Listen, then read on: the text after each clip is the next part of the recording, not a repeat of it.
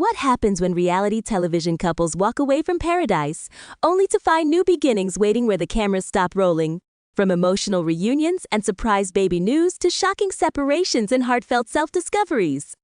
The cast of 90 Day, The Last Resort has been rewriting their stories in ways nobody saw coming. Some have traded heartbreak for healing, others for headlines, and one or two may just be living their best post-show glow-ups yet.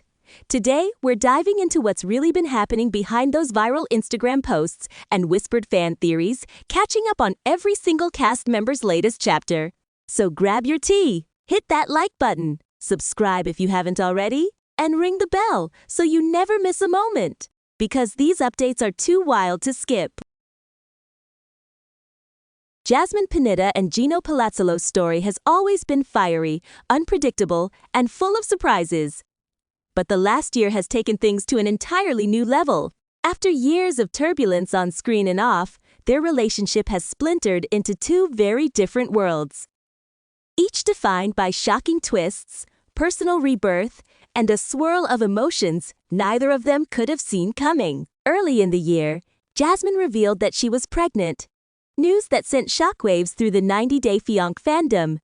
The announcement came in February, with Jasmine sharing her excitement about welcoming her third child, her first with her new boyfriend, Matt Branas. She spoke tenderly about how overjoyed she felt to be expecting again, though the revelation came while she was still legally married to Gino. The timing alone stirred a storm of speculation. But Jasmine didn't shy away from showing her happiness, embracing the pregnancy as a fresh start and calling her baby a beautiful blessing. By spring, that blessing became reality. In March, Jasmine welcomed her daughter, Matilda Jasmine, whom she affectionately calls Maddie. Born in the early hours of the morning and weighing just over 6 pounds, little Maddie instantly became the center of Jasmine's world. Jasmine described the birth as an intensely emotional, natural experience, one that reminded her of her own strength as a woman and a mother. In the months that followed, she filled her Instagram feed with glimpses of her new life, late-night cuddles, baby giggles, and heartfelt captions like Miss Universe USA 2045 Matilda Jasmine, showing that her sense of humor and joy are as vibrant as ever. Meanwhile, Gino has been charting his own post-breakup course. By midsummer, fans noticed a new woman appearing subtly on his social media, a woman named Natalie, whom Gino later introduced as his girlfriend. His posts carried a lighter, calmer tone, often featuring simple snapshots or cheerful Happy Monday messages that hinted he was moving on from the chaos of his past marriage. The contrast between their lives couldn't be more striking. Jasmine immersed in the whirlwind of new motherhood, and Gino quietly exploring the next chapter of his own story. Their on-screen saga reached its emotional peak during the 90 Day, The Last Resort tell-all, when Jasmine confessed that she sometimes wished her baby were Gino's. It was a raw, vulnerable moment that showed how tangled her emotions remained. Matt, sitting beside her, responded with love and reassurance, saying he would stand by her no matter what. It was the kind of moment that reminded fans why Jasmine remains one of the most compelling figures in the franchise, open, complicated, and unfiltered. But the emotional drama wasn't confined to television. Behind the scenes, the legal unraveling of their marriage took center stage. In August, Jasmine filed for divorce in Florida, but when serving Gino proved difficult, she eventually had to publish a legal notice in a local newspaper. Gino's camp claimed he'd already filed first in Michigan, setting off a messy cross-state battle that became tabloid fodder. By October, TMZ confirmed both sides were pushing ahead, each determined to close this chapter on their own terms. Through it all, Jasmine seems focused on the future, her daughter, her independence, and her new life with Matt.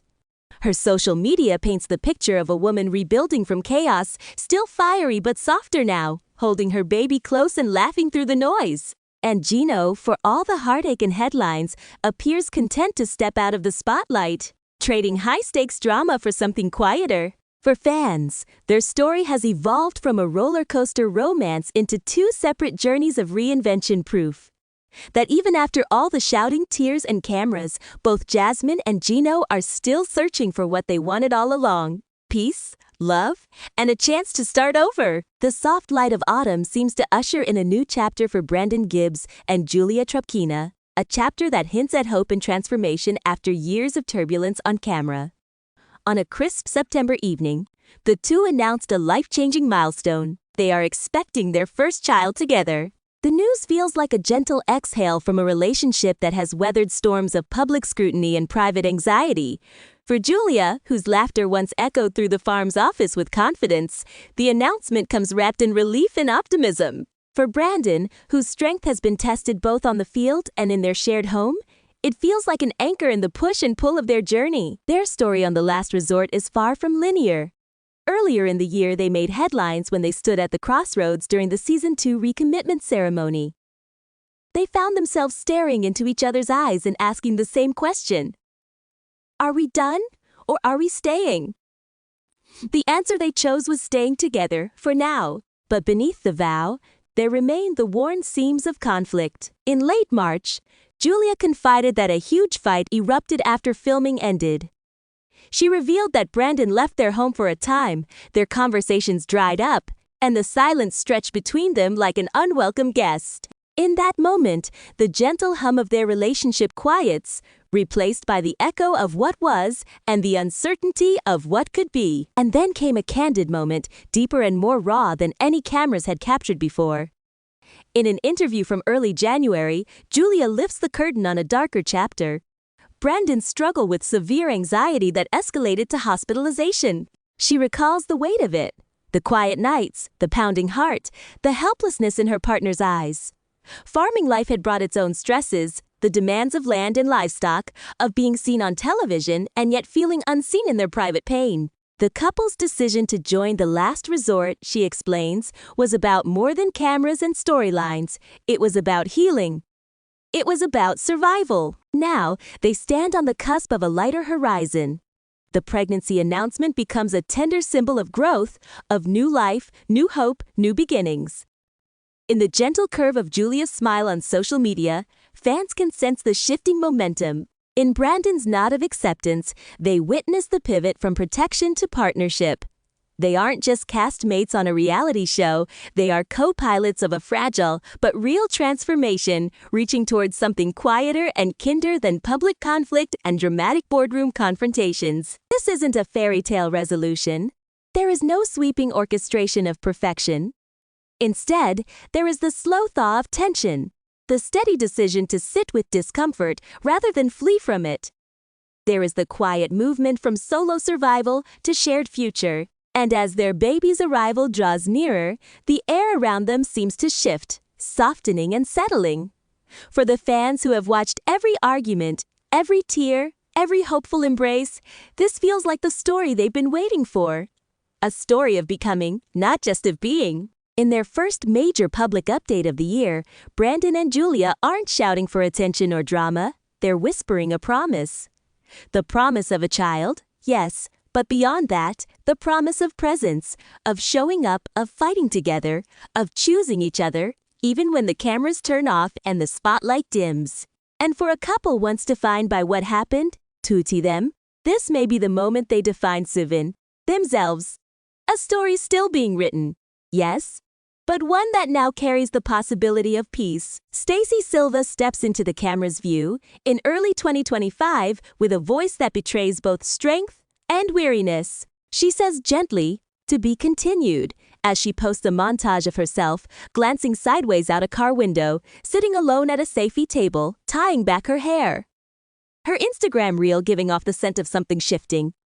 The final page of a chapter she's not entirely ready to close. She has worked hard with her therapist. She has tried to carry everything.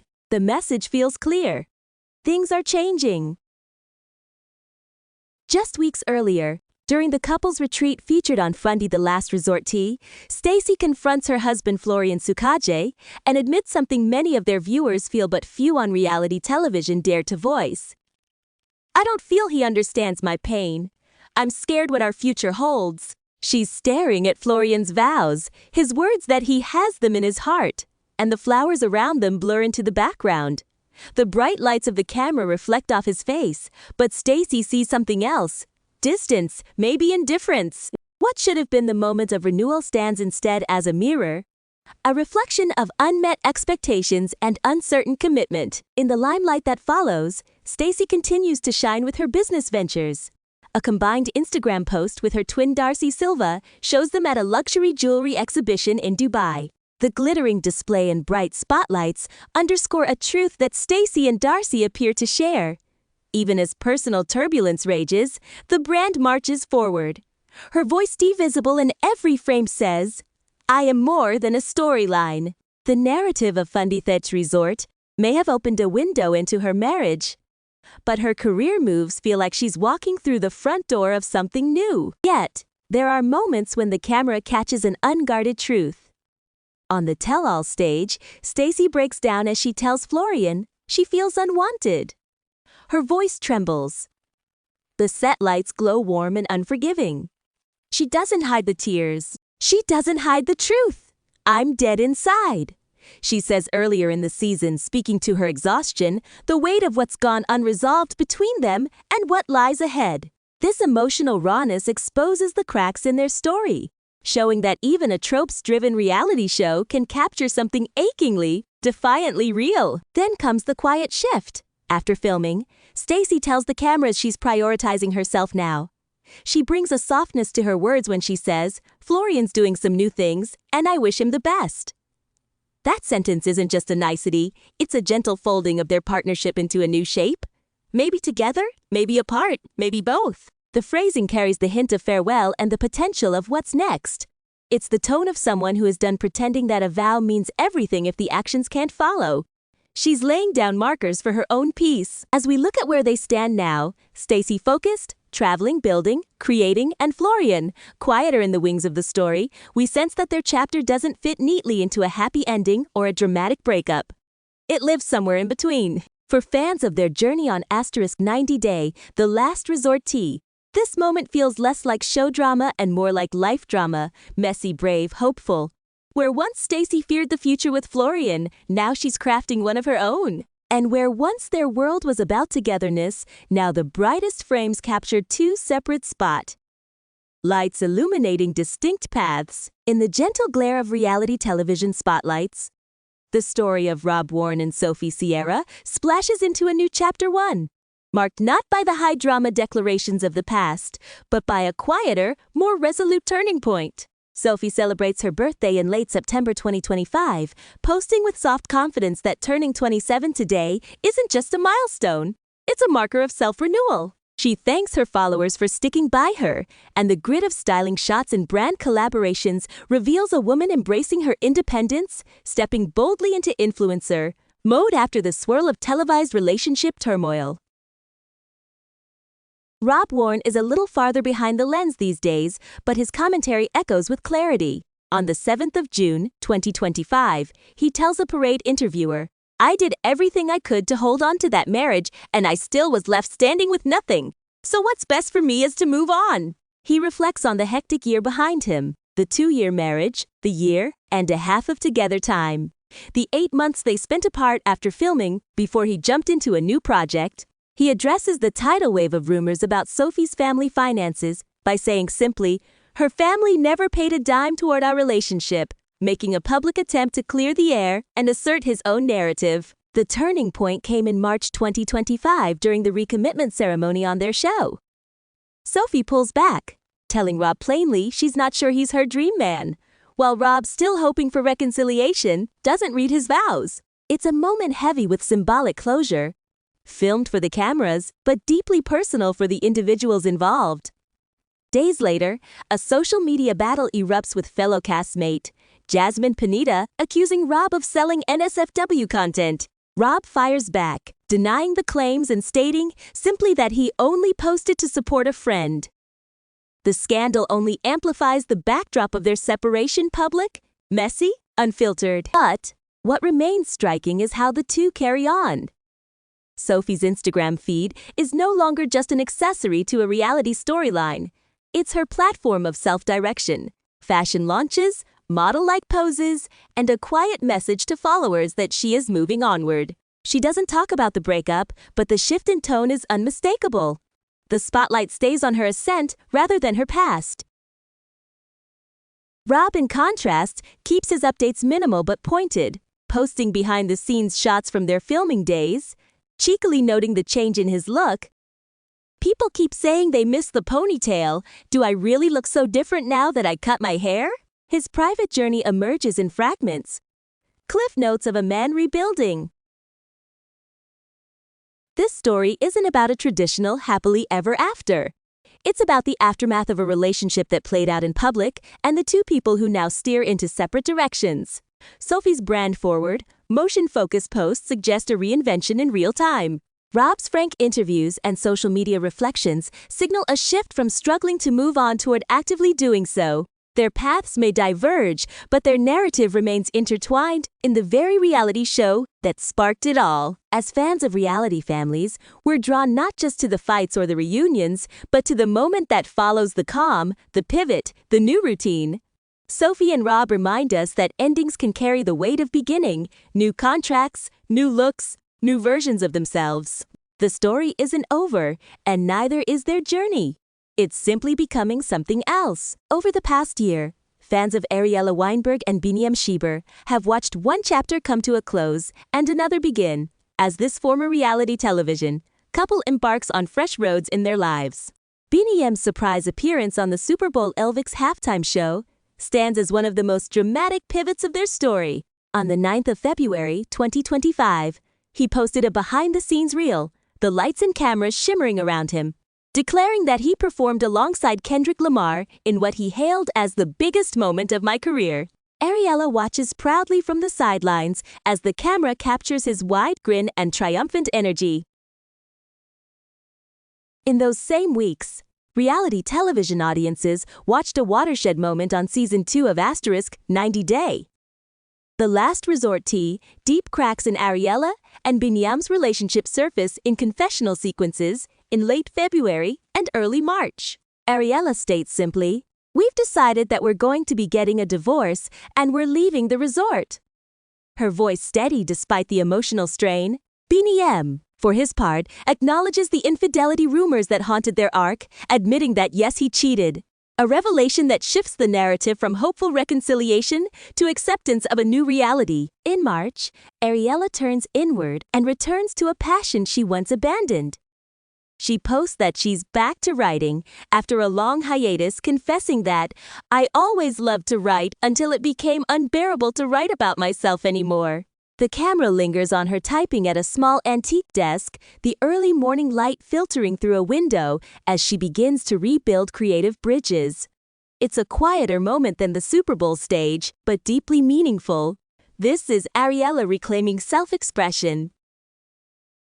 Meanwhile, Biniyam pivots professionally. In coverage from early March, press outlets note his post-reality show career shift. He's moving into performance and athletic opportunities, leaving behind the resort drama and stepping into the spotlight in a completely new way. His Instagram reel shows him training, stretching under stadium lights, then cutting to the electrified roar of the Super Bowl crowd. It's an image of transformation, from relationship conflict to solo ambition. What strikes fans is how these two paths exist simultaneously. Ariela, re-entering her creative world with quieter introspection, Biniyam, launching into high-visibility performance moments and new career peaks. They move apart in their own directions, yet both carry the imprint of their shared past. In mid-February, the mainstream media confirms Biniyam's Super Bowl involvement via People magazine's full story, corroborating his Instagram post and giving the moment legacy status. Reality television star turned halftime show performer. As the cameras roll forward, there are no new pregnancies, no births, no major moves to exotic locales announced in the past 12 months. Instead, the headlines focus on reinvention, Ariela's comeback to writing, Biniyam's leap into music and athletics, and the formal ending of their relationship on screen. The divorce announcement itself becomes a turning point. Rather than an ending, both individuals emerge with new identities and new ambitions. For longtime fans of the show and its personalities, the most compelling aspect is the honesty of the journey. Ariela doesn't hide behind glamour. She invites us into her creative space again. Biniyam doesn't stay mired in regret. He steps into performance arenas and embraces a new challenge. Their story is no longer just about a struggling couple on a tropical resort. It becomes two people navigating separate trajectories while acknowledging the shared chapter behind them. In this latest season of their lives, Ariela writes and rebuilds, Biniyam dances and performs, and both carry lessons from the past into fresh beginnings. Their on-screen relationship might have ended, but the real narrative continues, of identity, resilience, and transformation. And for fans watching closely, the anticipation now centers on what comes next.